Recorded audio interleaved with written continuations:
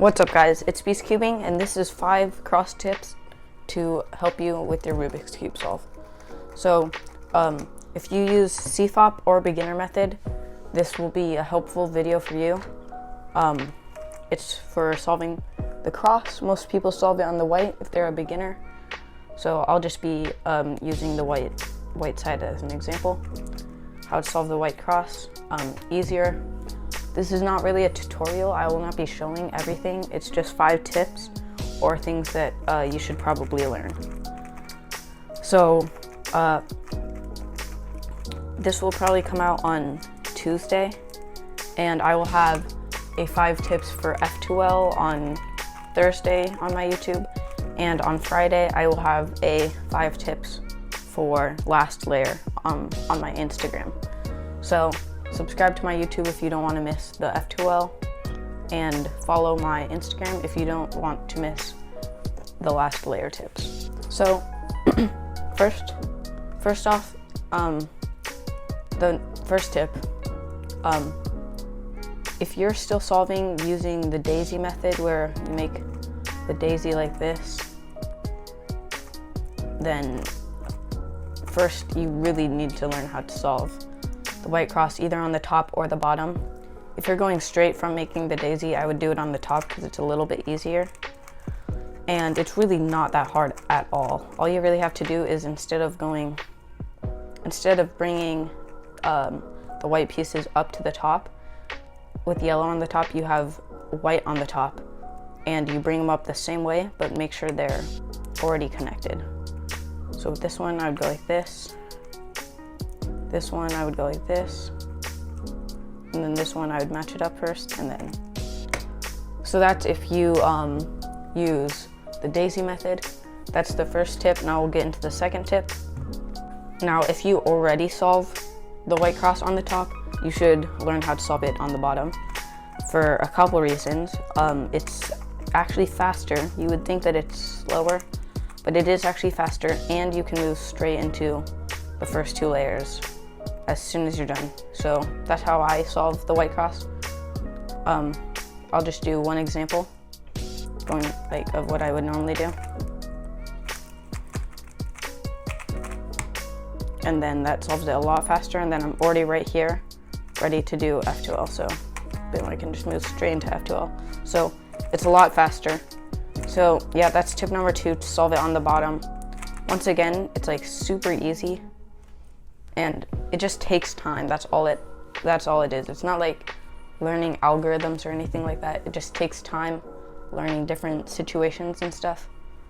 So you can watch tutorials, but how I learned or really got better is just watching other people do it who are a lot better, and you'll just learn new situations every time. So it's super helpful. I'll probably have some example solves sometime soon, probably on my YouTube. But yeah, I'm not sure. So I would just look up just example solves and watch their cross carefully and just see how they do it, because most people do solve cross on bottom. So yeah, it's not really like one thing you can learn. You just keep on learning.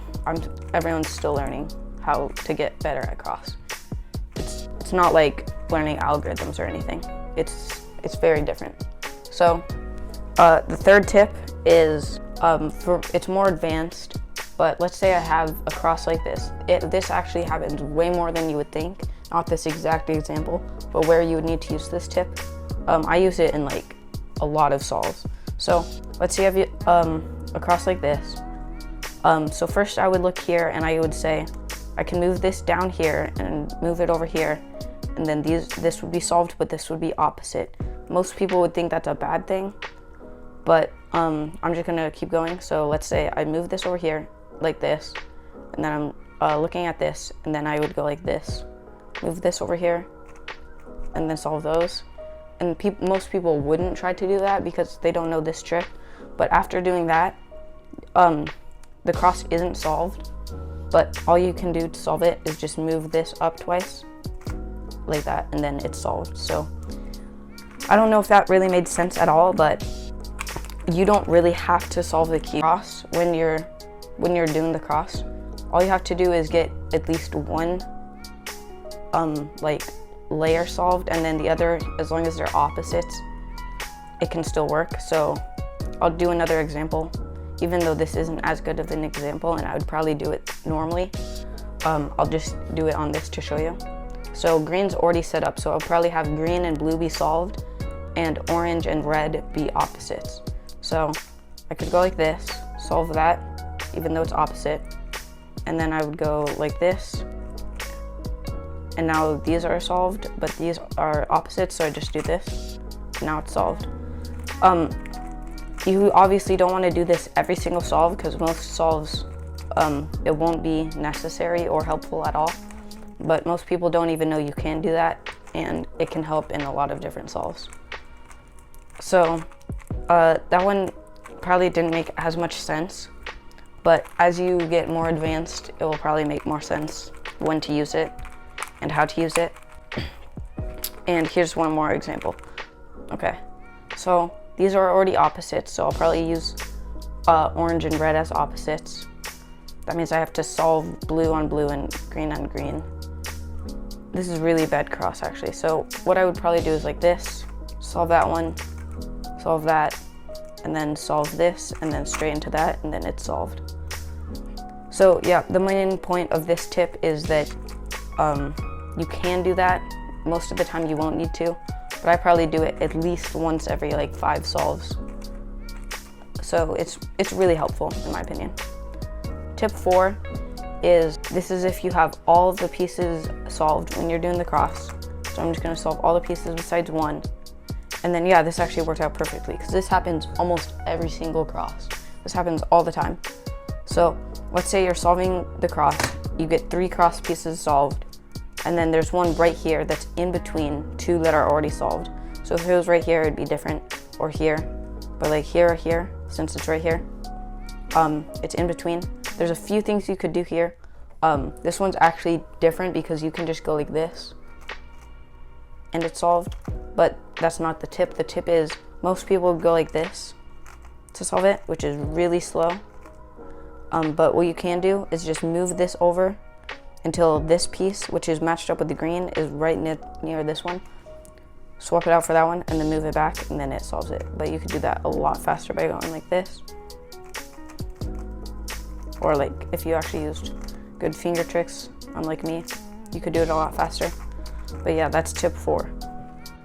Okay, the last tip is very important because a lot of people don't do it.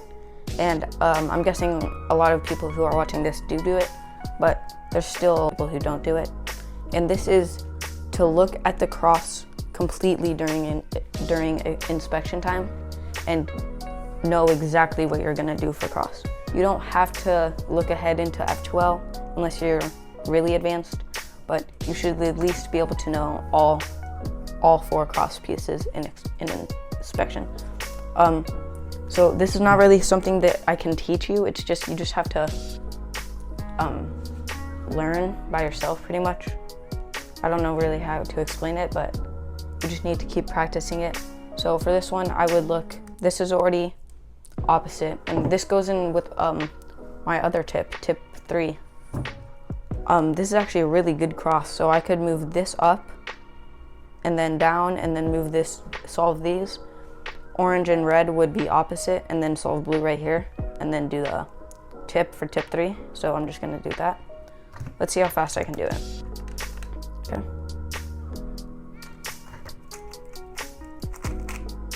Oh, I didn't stop it in time, but that was definitely less than 3 seconds.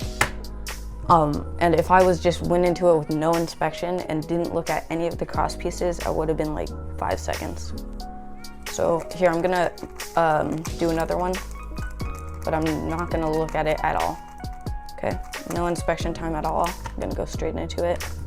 Oh, this is actually a really good cross, so that's kind of not good, but that was an insane cross, and I was still almost 5 seconds. So I'm gonna go one more time without using an inspection just to show you how worse it is. You need to be looking at every single piece before you solve. And that was another great cross, 4 seconds still.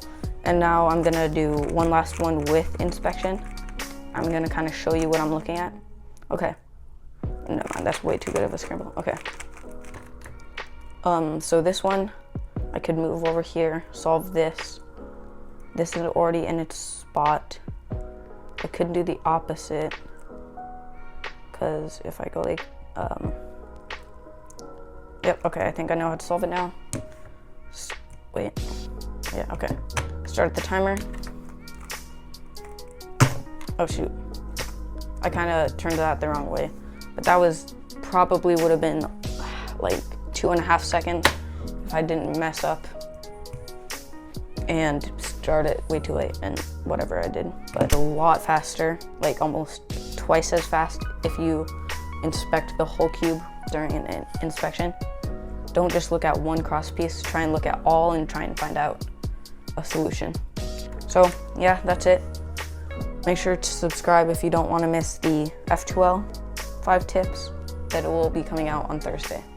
Thanks so much for watching. Bye.